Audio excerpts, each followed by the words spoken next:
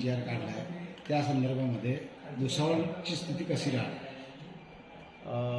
न्यायालयीन जिथं अपील दाखल झालेले त्या नगर परिषदांच्या बाबतीत सुधारित निवडणूक कार्यक्रम जाहीर केलेला आहे आयोगाने, जिथं आपल्या भुसावळमध्ये 3 अपील दाखल झाले.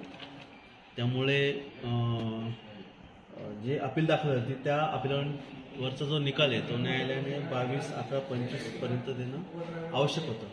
आपल्याकडचे जे निकाल झाले ते 25 तारखेला झाले, 25 नोव्हेंबरला.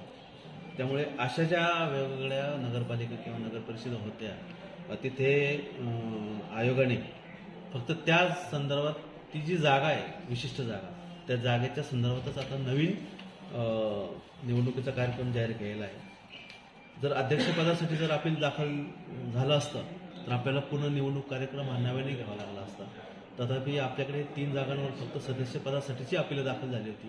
त्या अपीलांचा निकाल 25 तारखेला लागलेला आहे.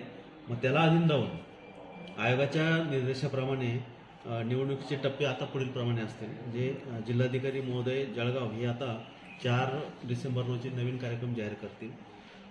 जे नामनिर्देशन पत्र यापूर्वीच दाखल झालेली आहेत त्याच्यावरच कार्यवाही होणे अपेक्षित आहे. नवीन नामनिर्देशन पत्रे स्वीकारले किंवा त्याच्यावर कार्यवाही होणे अपेक्षित नाही आहे. नामनिर्देशन पत्रे जो मागे येण्याचा जो अंतिम दिवस आहे तो 10 डिसेंबर 2025 पर्यंत राहणार आहे. दुपारी 3 वाजेपर्यंत माघार घेता येईल या 3 जागांवरच्या उमेदवारांसाठी. जर माघारीनंतर 11 तारखेला दुसऱ्या दिवशी आम्ही चिन्ह वाटप करू. त्यानंतर मग साधारणतः 20 तारखेला सकाळी 7:30 ते संध्याकाळी 5:30 पर्यंत हे मतदान होईल. मतमोजणीचा व निकाल जाहीर करण्याचा दिनांक हा 21 डिसेंबर 2025 हा असेल. अशा तऱ्हेने 3 जागांसाठी नव्याने जी प्रक्रिया आहे ती राबवण्याचं आमचं नियोजन आता चालू आहे. कोणत्या वाटायचा कार्यक्रम आहे?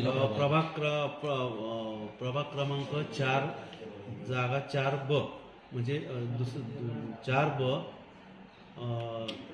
5B आणि 11B ह्या ज्या 3 जागा आहेत तिथे अपील दाखल झाले असल्यामुळे तिथे आता माघारीपासूनची नव्याने प्रक्रिया आम्ही सुरू करतो.